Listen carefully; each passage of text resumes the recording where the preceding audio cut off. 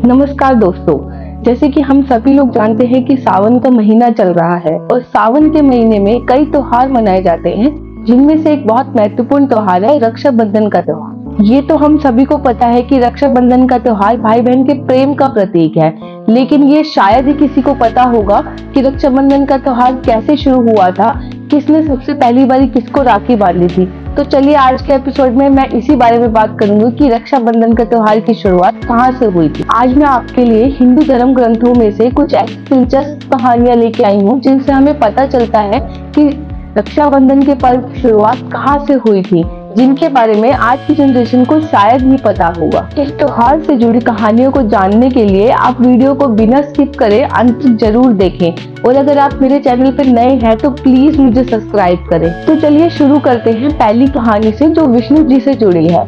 ये उस समय की बात है जब दैत्यों का राजा बलि 110 यज्ञ पूर्ण कर अत्यधिक बलशाली हो गया और उसने धरती पर अपना अधिकार जमा लिया, जिससे सभी देवताओं में डर बढ़ गया कि कहीं राजा बलि अपनी शक्तियों से स्वर्गलोक पे भी अधिकार न जमा ले, जिस कारण सभी देवता अपनी रक्षा हेतु भगवान विष्णु जी की शरण में गए। तब भगवान विष्णु ने सभी देवताओं की रक्षा हेतु वामन अवतार लिया और राजा बलि के पास जाकर भिक्षा में 3 पग धरती मांगी। तब राजा बलि ने मुस्कुराते हुए वामन देव को 3 पग धरती देने का वादा कर दिया। तब वामन देव ने अपने शरीर का आकार इतना ज्यादा बढ़ा लिया कि उन्होंने एक पग के अंदर धरती लोक और दूसरे पग के अंदर उन्होंने स्वर्गलोक ही पूरा कर दिया। फिर वामन देव ने राजा बलि से पूछा कि मैं अपना तीसरा पग कहाँ रखूं।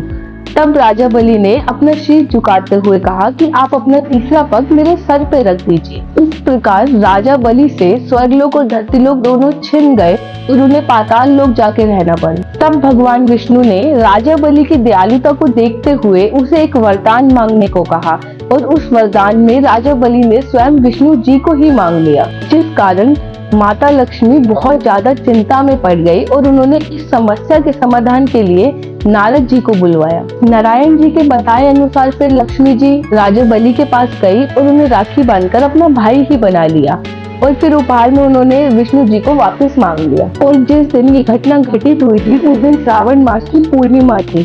उसी दिन से ही हर श्रावण मास की पूर्णिमा को रक्षाबंधन का त्योहार मनाया जाता है। अगली कहानी महाभारत काल से जुड़ी हुई है, जिसके बारे में शायद आप लोगों को थोड़ा बहुत पता ही होगा। ये उस समय की बात है जब भगवान श्री कृष्ण ने शिशुपाल के वध के लिए सुदर्शन चक्र चलाया था और जब भगवान श्री कृष्ण ने अपना सुदर्शन चक्र वापस लिया तो उनकी उंगली कट गई। तब पांडवों की पत्नी द्रौपदी ने अपनी साड़ी का पल्लू काट कर भगवान श्री कृष्ण की उंगली पर बांध दिया। तब भगवान श्री कृष्ण ने द्रौपदी को वचन दिया कि वे पूरी उम्र उसकी रक्षा करेंगे और इसीलिए ही तीर हरण के समय भगवान श्री कृष्ण द्रौपदी की रक्षा हेतु वहां आए थे। तो ये थी रक्षाबंधन से जुड़ी हुई कुछ कहानियां और आशा करती हूँ कि आपको मेरी कहानियां पसंद आई होगी। आप सभी भाई बहनों को मेरी तरफ से रक्षाबंधन की हार्दिक शुभकामनाएं।